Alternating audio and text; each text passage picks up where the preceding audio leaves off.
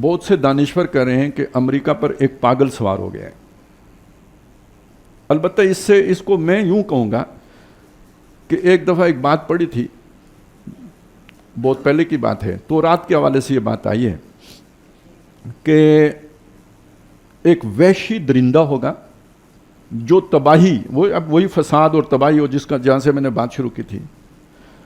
درندہ، وحشی، best کے الفاظ ہیں اس کے، وہ ہوگا اور اس کے اوپر ایک فاحشہ سوار ہوگی. اب فاحشہ کا مطلب آپ وہ بھی لے سکتے ہیں جو عام طور پر جیسے طوائف ہوتی ہے، لیکن فاحشہ کا مطلب یہ جس کا کوئی اصول نہ ہو، جس کا کوئی ضابطہ نہ ہو، جس کے کوئی اخلاق نہ ہو، جس کے یعنی جس کی آنکھ میں شرم نہ ہو. اب یہ والی جو میں نے ڈیفینیشن کی ہے تو اب وہ ہے تو مذکر، لیکن کیا یہ ساری باتیں اس پر پوری آتی ہیں، راس آتی ہیں؟ نہیں ہے. تو امریکہ اپنی ٹیکنالوجی کی بنیاد پر ایک وحشی درندے کی صورت اختیار کر چکا ہے، اور اس کے اوپر سوار یعنی لگامیں جس کے ہاتھ میں ہیں وہ ایک وحشی شخص ہے، وہ ایک جو فوش شخص ہے، فوش گو بھی ہے، فوش کردار بھی ہے، اور اپنے ہر عمل کے اعتبار سے اسے کوئی غیرت، کوئی جو ایک عام انسانی اخلاق بھی ہوتا ہے نا، کوئی شے اس میں بادشاہوں والی، حکمرانوں والی کوئی ایٹیکیٹ اس میں پایا ہی نہیں جاتا. وہ ایک لفنگوں والے سارے ایٹیکیٹس اس میں پائے جاتے ہیں. یہ دنیا ہے جس میں ہم رہ رہے ہیں، یہ دنیا کا بادشاہ ہے جس کی میں نے نقشہ آپ کے سامنے پیش کیا ہے. اس کا مطلب، اور وہ کیا کہہ رہا ہے؟ وہ یہ کہہ رہا ہے کہ ہم مشرق وسطیٰ کا نقشہ تبدیل کریں گے. وہ کیا کہہ رہا ہے؟ وہ یہ کہہ رہا ہے کہ غزہ والوں کو ہم کسی دوسری جگہ افریقہ میں، مصر میں، ادھر ادھر کہیں آباد کریں گے.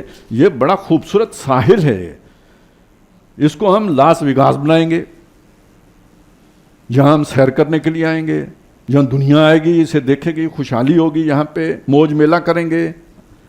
یعنی یہ مذاق اڑانے کی بات ہے، 22 لاکھ انسانوں کا مذاق اڑانے کی بات ہے.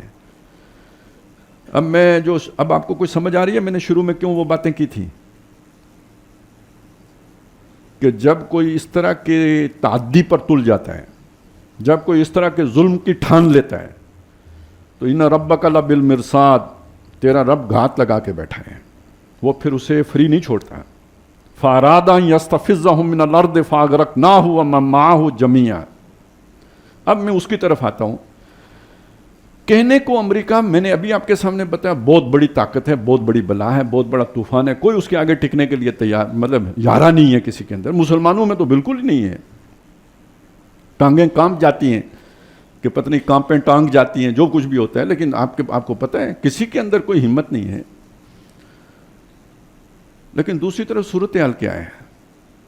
صورتحال یہ ہے، اصل صورتحال کیا ہے کہ در حقیقت امریکہ کے زوال کا آغاز ہو چکا ہے. پھل جب پکتا ہے، پورے جوبن پہ آتا ہے، یہی وقت اس کے گلنے سڑنے کا ہوتا ہے. یہی قانون قدرت ہے، یہی قانون فطرت ہے، اور یہ عمل امریکہ کے ساتھ ہو رہا ہے. میں زیادہ تفصیلات میں نہیں جا سکتا، بس اس کا بھی ایک ٹچ دوں گا آپ کو، اس سے آپ کو اندازہ ہوگا. پاکستان کے اوپر قرضہ کتنا ہے جی؟ وہ یہ $129 بلین ہیں جو ہمارے اوپر قرض ہے. 1000 بلین کا 1 ٹریلین ہوتا ہے. میرے حساب، اس کا تصور میرے تخیل سے باہر ہے، آپ میں سے جو کر سکتا ہو وہ کر لیں، لیکن اتنا اندازہ تو آپ کر سکتے ہیں نا کہ پاکستان کا جو کل قرض ہے اس کا تقریباً 8-9 گنا جو ہوتا ہے وہ 1 ٹریلین ہوتا ہے. اور امریکہ کے اوپر آپ کو پتہ ہے کتنا قرض ہے؟ $36 ٹریلین کا قرض ہے اس وقت، اور اس کے بڑھنے کی رفتار $4 ٹریلین پر ایئر ہے. اس کا کیا مطلب؟ گاڑی ریورس لگی ہوئی ہے. وہ جو پہاڑی علاقے پہ چڑھتے چڑھتے جب گیئر نکل جاتے ہیں تو پھر بریک بھی نہیں لگتی ہے، لوڈڈ گاڑی ہو تو پھر تو گئی. تو میں آپ کو سچی بات بتاؤں، یہ انڈیکس یہ بتا رہا ہے کہ امریکہ کا تو ریورس لگا ہوا ہے. دوسری بات، اس وقت جو دنیا میں ہو رہا ہے، جو اس کی پالیسیاں ہیں، یہ وہی حرکت ہے کہ وہ جو ہے نا، جیسے ایک آپ کوشش کریں کوئی دلدل میں دھس رہے ہوں اور ہاتھ پاؤں ماریں تو مزید دھسیں گے یا نکلیں گے؟ مزید دھسیں گے. یہ بھی میں نہیں کہہ رہا ہوں، یہ بات میری نہیں ہے. یہ جو اس نے یہ آپریشن شروع کیا ہے نا، ٹیرف وار جو شروع کیا ہے، یہ ایسا تو نہیں ہوتا کہ یہ الٹپ کوئی چیز آ جاتی ہے.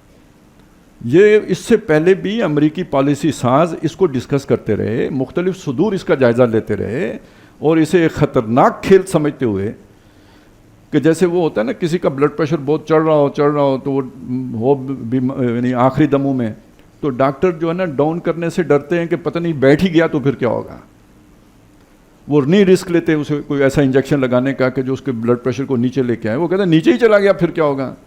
یہ مسئلہ ہے، یہ مسئلہ تھا جس کی وجہ سے پہلے صدور نے یہ ٹیرف والا جو ہے نا کام نہیں کھولا تھا۔ ایک حل ہے وہ جو جا رہی ہے نا معیشت نیچے، اس کا ایک حل ہے یہ ٹیرف والا، لیکن یہ نتیجہ کیا نکالے گا یہ آپ کے کنٹرول میں نہیں ہے، یہ الٹی جو ہے نا وہ گلے بھی پڑ سکتا ہے، اس وجہ سے وہ نہیں کر رہے تھے۔ یہ بالکل وہی بات ہے جو ہماری وہی تھی نا کرگل میں، کہ یہ تو کہیں بے نظیر کے دور میں 88-90 میں وہ پیش کر دیا گیا تھا کہ اگر ہم کرگل چڑھ جائیں تو یہ ہوگا، اس نے کہا نہ بابا نہ چڑھنا، تو آخر 99 میں چڑھ گئے تو وہ کرگل پھر ہمارے گلے پڑ گیا۔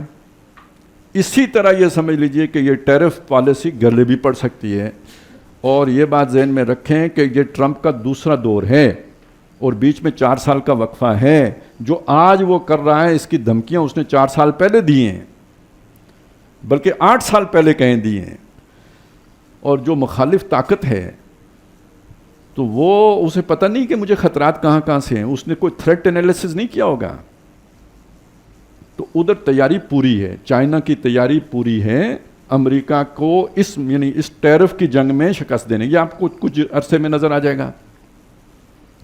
اب یہ کیا چیز میں نے آپ کے سامنے رکھی، یہ وہ شے میں نے آپ کے سامنے رکھی کہ جسے کوئی کافر بھی مانے گا، ہر وہ معقول شخص کے جسے تھوڑی بہت بھی ان چیزوں کی سمجھ ہے وہ مانے گا کہ یہ امریکہ کا ریورسل ہے۔